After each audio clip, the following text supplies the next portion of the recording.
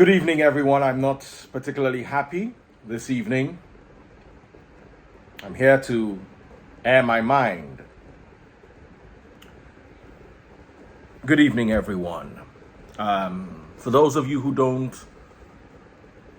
know me, I'm Daddy Freeze, convener of the Free the Sheeple movement and leader of the Free Nation in Christ. I greet you and I bring glad tidings. I'm going to keep this video short. First of all, I'm talking about the collapsed Gerard Road building in Ikoyi. I'm seeing many people. I heard, according to reports, that the developer, that's the guy who owns the building, passed on. May his soul rest in peace. However, I need to say it quite clearly that may his soul rest in peace did not come from my heart. You see, I'm reading reports that suggest that he got an approval for 15 floors and built 21 floors. How do you get an approval for 15 floors and build 21? Let's talk.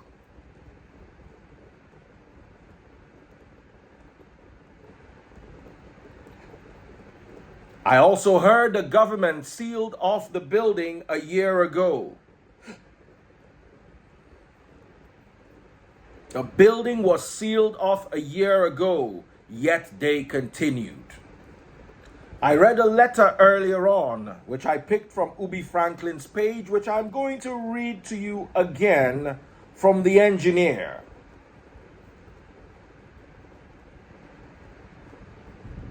It says, proposed Gerard Terraces for Fourscore Limited. The letter is to formally inform you of the withdrawal of our structural consultancy service from the above-named project. We arrived at this decision due to the fact that we no longer share the same vision with you as our client in terms of how the project is being executed. We can guarantee the integrity of the first two buildings and also work done up to the fourth floor of the third building supervised by us, provided specifications have been met in terms of the required concrete strength. This we do not have control over, as we do not have the concrete cube test results for each stage of the building till date.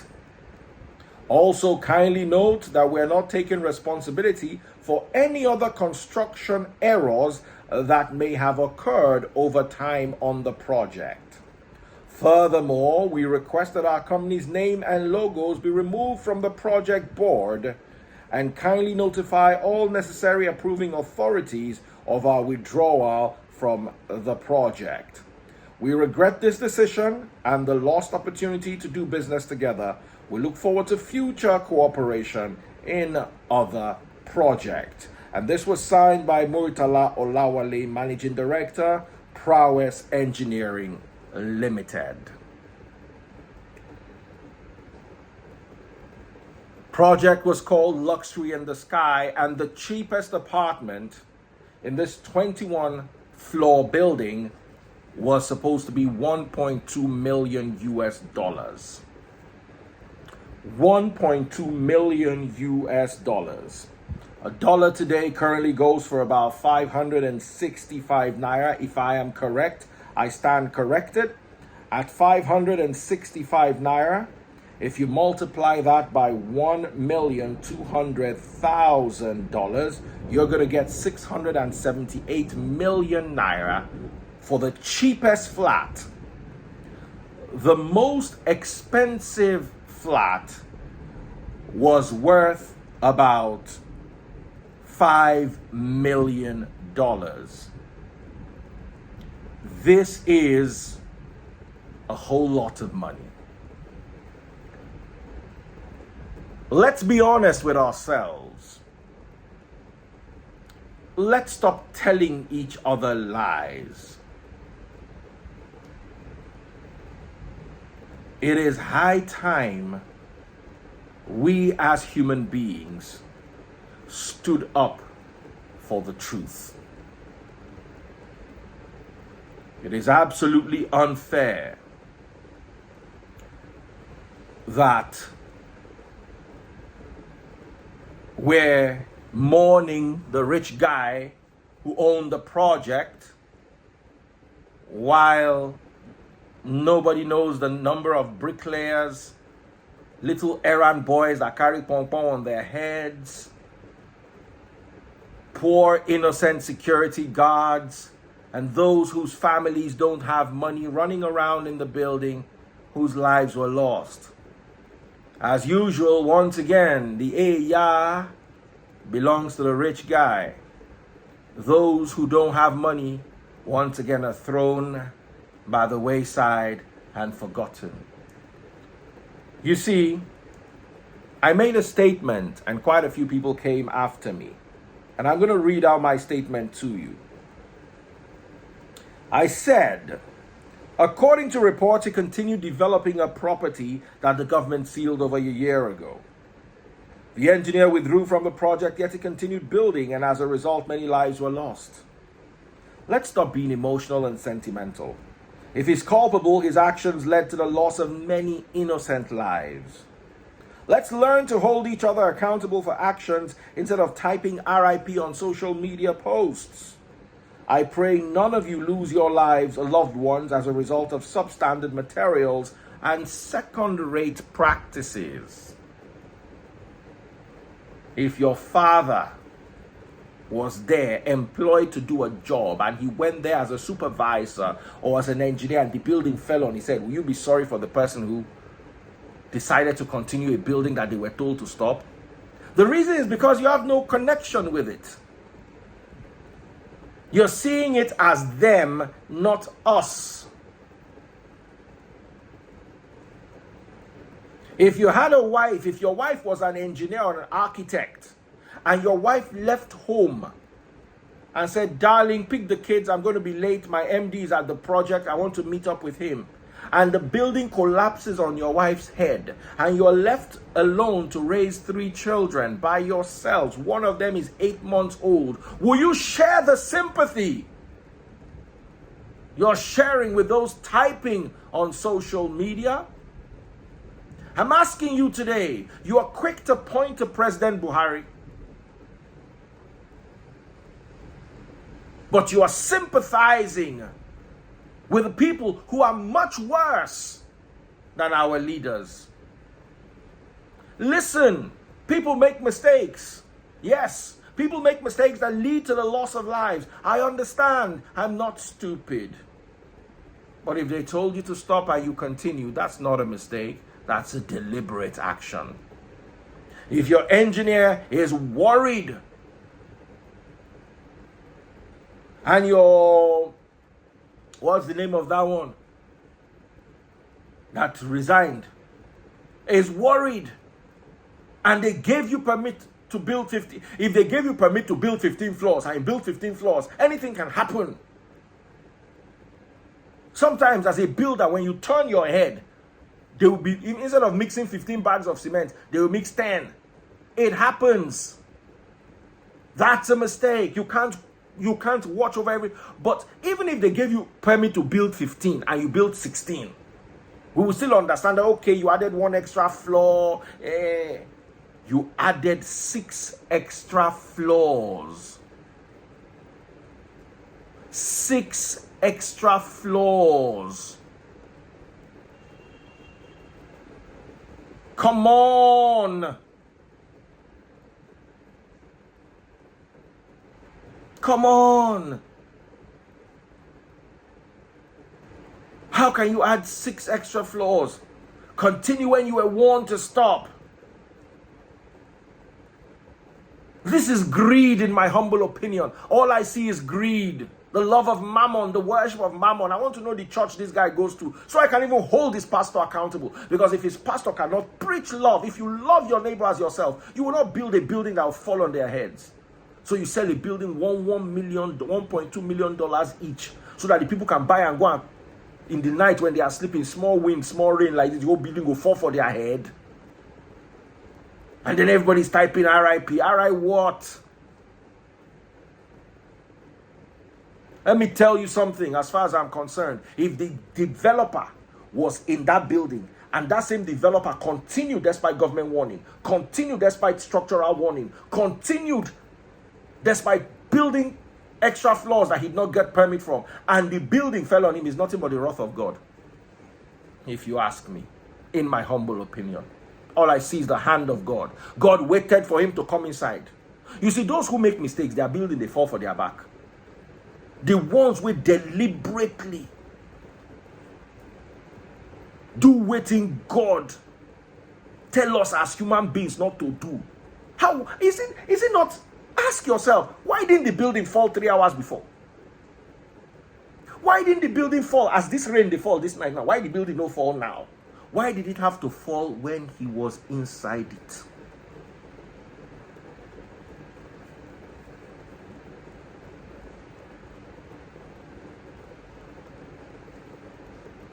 I'm asking you a question. Let's ask ourselves, why?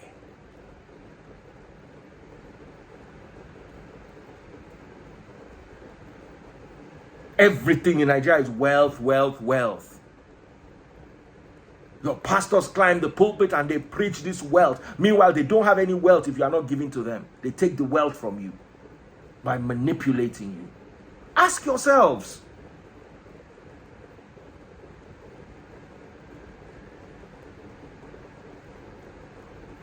This is unfair and it should not be swept under the carpet. We demand justice. I don't know if he was inside, but reports are suggesting that he was inside. Come on. Let's speak for the little bricklayer. Let's speak for the poor female architect. Let's speak for the young man.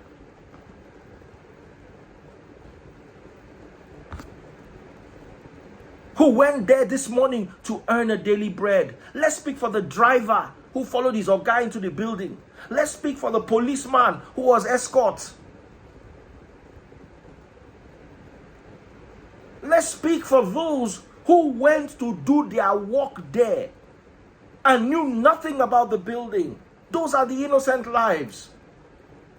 Let's not speak for somebody who was told to, hey, if the government never told them to stop, if they gave them permit for 15 floors and they built 15 floors, or they gave them permit for 21 floors and they built 21 floors, no problem. It's a mistake. But as long as they say they build houses in South Africa, they build houses in America, they build houses in London. Is this how, can you get approval for 15 floors and build 21 floors in the UK and you not spend the rest of your life behind bars? Like I fell from a tree, like I don't have sense.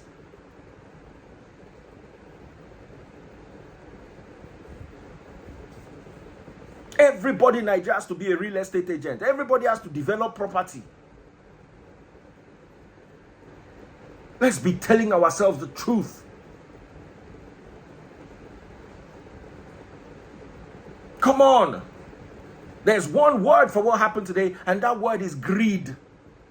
In my humble opinion, as long as they gave you permit for 15 floors, you built 21 floors. What is that? You didn't build 16 floors, you didn't build 17 floors.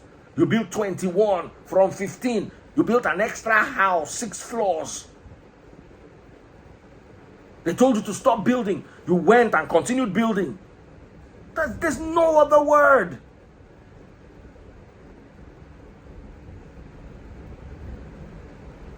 That's karma right there. Thank God. And guess what? They said they've sold 80%. So people's investment money.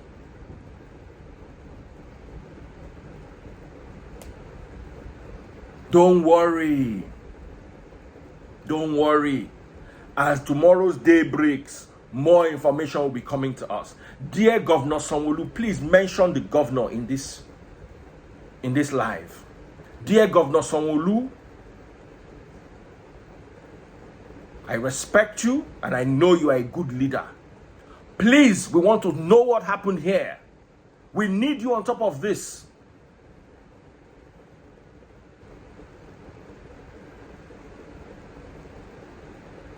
When you start something and you see that the thing get problem, tell your people, say, we can't continue with this building. Tell your people that we can't continue with this building.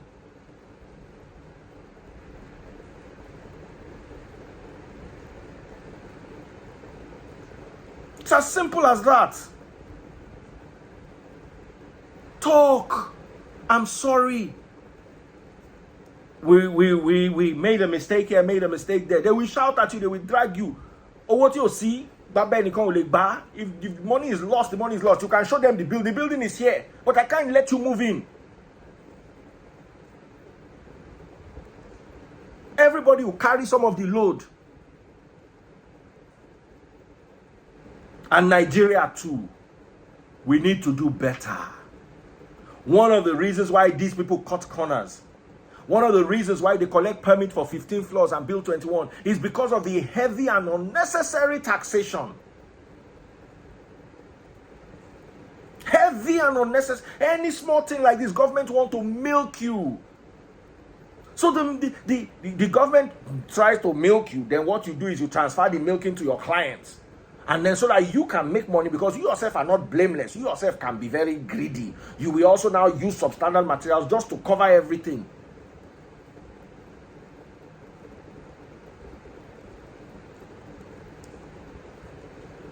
Enough is enough.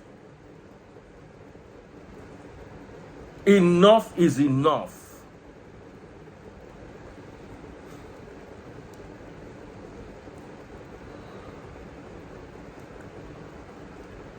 So guys, that's all I want to say. I'll be back in 2 minutes.